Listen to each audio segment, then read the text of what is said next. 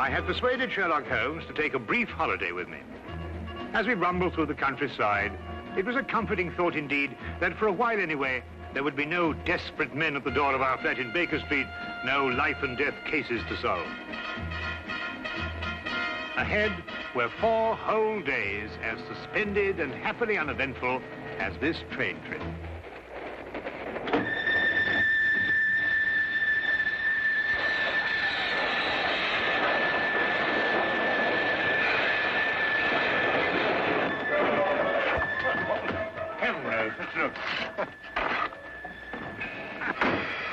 Hear anything? Not a thing. Well, I hope we haven't heard anything. We must be doing 30 miles an hour. Oh, we're doing more than that, I think, Watson. I thought you were asleep, Holmes. Well, not really. I was thinking about that Parkinson axe murder. You know, that unfortunate business in South Africa. And I was wondering... what? You are on holiday. Oh, yes. Yes, of course. Quite right, Watson. Quite right. Mr. Holmes? Yes, I'm Mr. Holmes. I thought I recognized your name on the reserved passenger list. Thought you might be able to help us. We seem to have had a sort of an accident. An accident or an incident? Well, I suppose you could call it an incident. But one of our passengers has disappeared. Disappeared? A boy. He was traveling with this young lady here. Paul is his name. Paul Windmaster. You must find him. I've heard you can do things like that, Mr. Holmes. Will you help me? There. I'm his governess. Well, I should never have taken my eyes off him for a minute. But I looked in on him after he went to bed and was fool enough to imagine that everything was all right. Do you think he might have been kidnapped? Oh, no, I'm sure Paul ran away. How will I ever be able to face his father?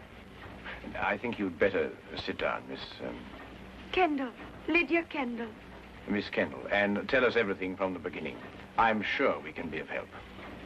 Sit down. Thank you. Tell me, Miss Kendall, what happened that made the boy run away?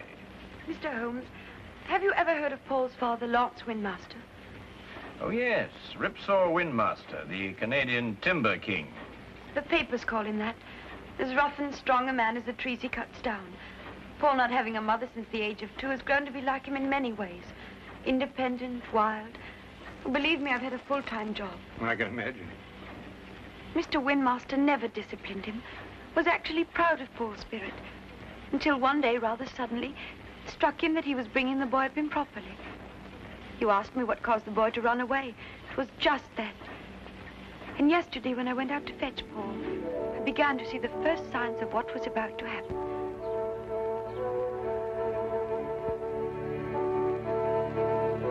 Paul! Paul!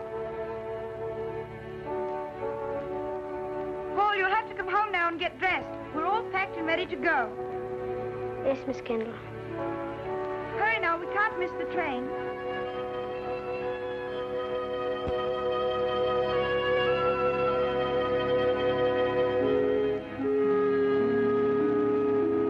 Now, when you arrive at the school, you'll take the boy directly to the headmaster. He's received a full letter of instructions from me, and... Oh, there you are, Paul. Your Uncle Cecil's just arrived to say goodbye to you. Here's wishing you success, Paul. Thank you, sir. You will be taught to be a gentleman. Something which, your mother forgive me, I failed to do. Yes, Father. What have you got there? White mice. White? Now look here, Paul. You certainly don't intend to take them to school with you. Well, I can't leave them here. Nobody would look after them. Now that's foolish. Nobody really cares about white mice here, except me. Well, you can give them back to whoever gave you them. You mean Coco? Who? Coco the clown. I'm afraid I introduced him to Coco the day I took him to the circus. They've become rather good friends. Well, I couldn't give them back. He gave them to me as a gift. Paul, I don't care what you do with them, but you can take them with you, and that's final. All right. Leave them here, then. Good boy. Well, you and Miss Kendall had better be off. Well, what's the matter? I don't want to go to school. What? You didn't go to school? Why should I? Times were different when I was young. You don't know what you're saying. I have my horse and my white mice, and Coco and I are supposed to meet next week. You can't run wild all your life. You'll grow up to be a savage. But Lydia could teach me everything I need to know right here. Miss Kendall isn't a teacher. She's a governess. She knows as much as anyone. Now listen to me, Paul. One day you'll come into possession of everything I own. This estate, my lumber mills, everything. When that day comes, I want you to be equipped to take over. Well, I don't have to go to school for that. And I don't have to wear a tie and jacket either. You'll wear a tie and jacket and you'll like it. And you're starting to school right now. Put me down! I don't want to go to school! I'll run away! Put me down! I'll run away! Well, Miss Kendall, are you coming? Put me down! Put me down! He boarded the train without further protest. The truth is, his attitude seemed to have undergone quite a change. By the time we started out, he behaved almost as if he were looking forward to going to school. But of course, the whole thing was a ruse to put me off my guard. You said before you saw the boy after he went to bed. Now, what time was that? About 8. And what time did you find that he was missing? About an hour later, I heard a thud coming from his compartment and went to investigate. His door was locked from the inside, and I had to get the conductor here to open it for me. How he got out, I don't know, but he was gone. And, of course, you searched the whole train after that. Oh, every inch of it with the conductor here. I decided to stop the train when we couldn't find him. Oh, conductor, I believe there's a steep gradient just a few miles beyond Darcy. Yes, there is. Now, how slowly would the train be going at that time, do you think? Oh, about 5 miles an hour. Very slowly, sir. Well, in that case, I suggest that we borrow a cart from a farmer in the vicinity of Darcy and go back and search that area. Yes, sir. I'll take care of it immediately, sir. What was the number of the boy's compartment? 37. Well, Dr. Watson and I'll take a look at it. No, there's no need for you to come with us. I think you better stay here and rest. Now, you mustn't worry. Small boys make a habit of disappearing and reappearing.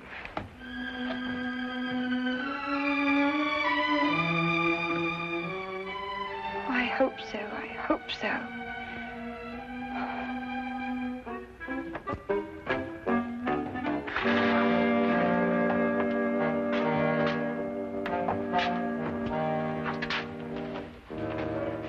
Well, you certainly simplified the search and narrowed down the area to Darcy. Here, Watson, give me a hand with this window, will you? Yes, sir. All the same, these train windows.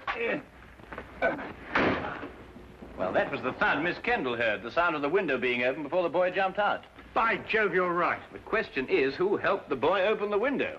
Well, it took 2 of us to do it. Exactly. Good heavens, Holmes, do you mean that he must have had an accomplice? Of course he must have. Yes, but who on earth would want to help a little boy to run away? Well, when we know that, Watson, we will have the answer to the problem of the boy who didn't want to go to school.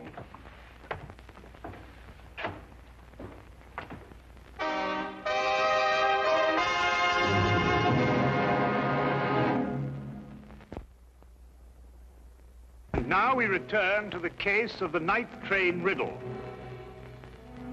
Taking Holmes' suggestion, we borrowed a cart and traced the rail line back to the upgrade near Darcy. We combed the area several times without uncovering a single clue. All of us were soon discouraged and ready to abandon the search. All of us, that is, except Holmes. We've been over this stretch 3 times already, Holmes. Yes, I know, but this is the only place where the boy could have jumped off. But we haven't got a shred of evidence, not a sight of anything, nothing at all. Look. What is it? A boy's cap. Miss Kendall, would you mind coming over here for a moment? Is that the boy's cap? Oh, yes, that's his. Then it has to be here. Look, over here. Here we are, Watson. The footprints of a small boy. Holmes, look, another set. Must be the boy's accomplice. Ah, good work, Watson. They end here.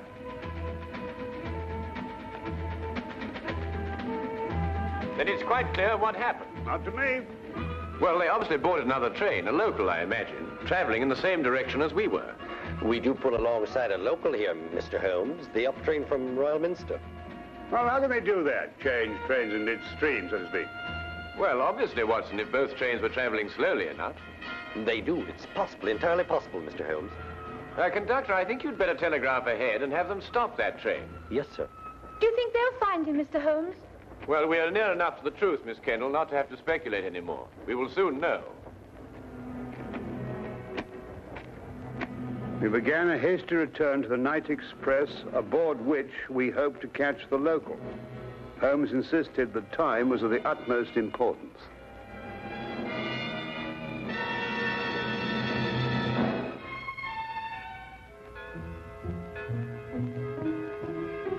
Paul.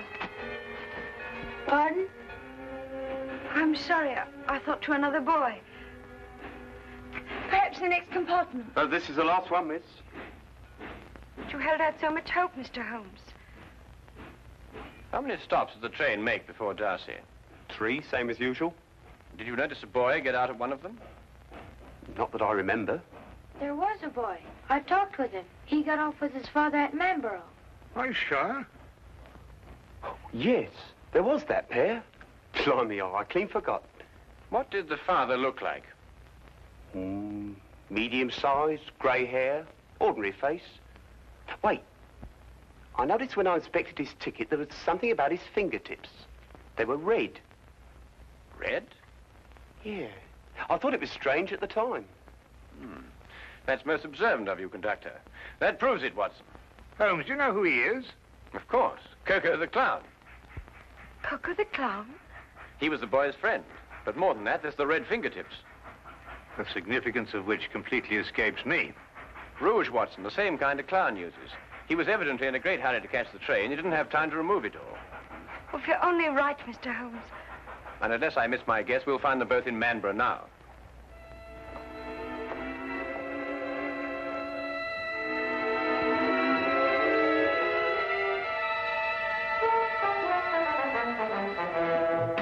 Watson, Miss Kennedy is sending a wire to the headmaster of the school, telling him they've been delayed.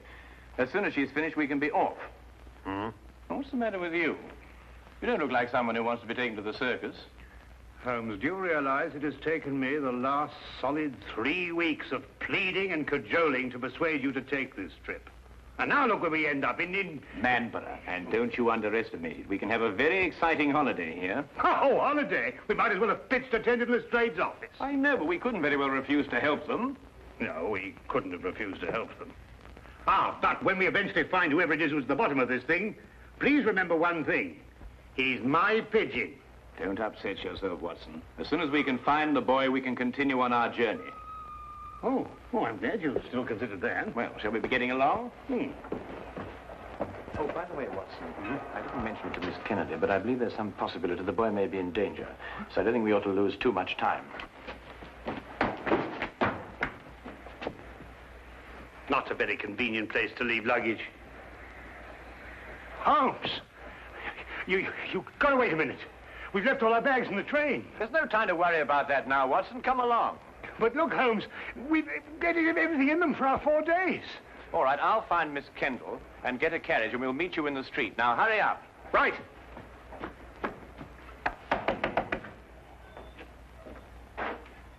Could you tell me if the night express has gone yet? It had to switch back to the main line. I wondered if it was still in the yard somewhere. I'm awfully sorry, sir. You must have the wrong town. No, I know where I am. I'm in Manborough. Right you are, sir. But the night express doesn't stop in Marlborough. Never has. Except once. But confound it, man, I know it stops here. Oh, no, sir. The only time the night express ever stopped in Marlborough was in the summer of '88. A wheel fell off the locomotive. Right out front here it happened. It stopped all right that night. Now, look here, this is urgent. I happen to know the night express stops here because I got off the thing at this station. Now, will you kindly go and find out if it's still here? Well, I have to go down to the yard area. In about 5 minutes, I'll ask the signal box. 5 minutes? Oh, never mind. Watson, come along. The carriage is waiting. But...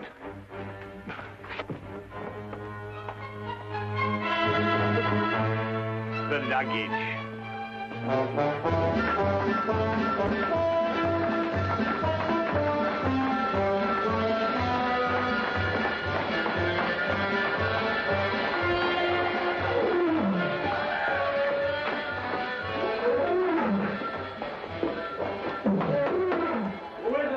Cecil, open up.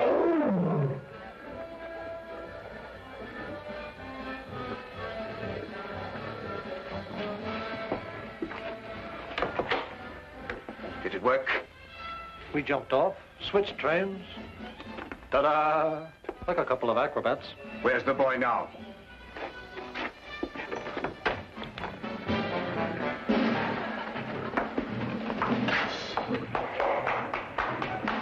Exactly where I want him.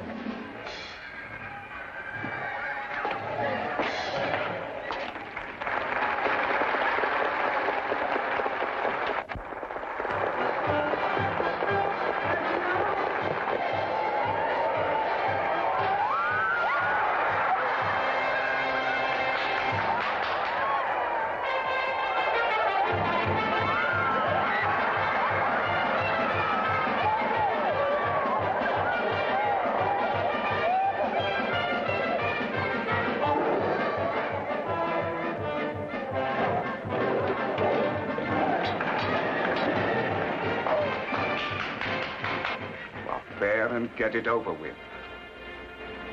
I was waiting for a down payment. How much? £100 should do it.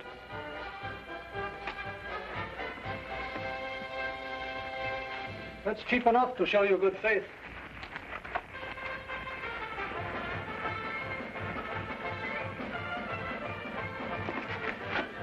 I'll expect the rest when I finished.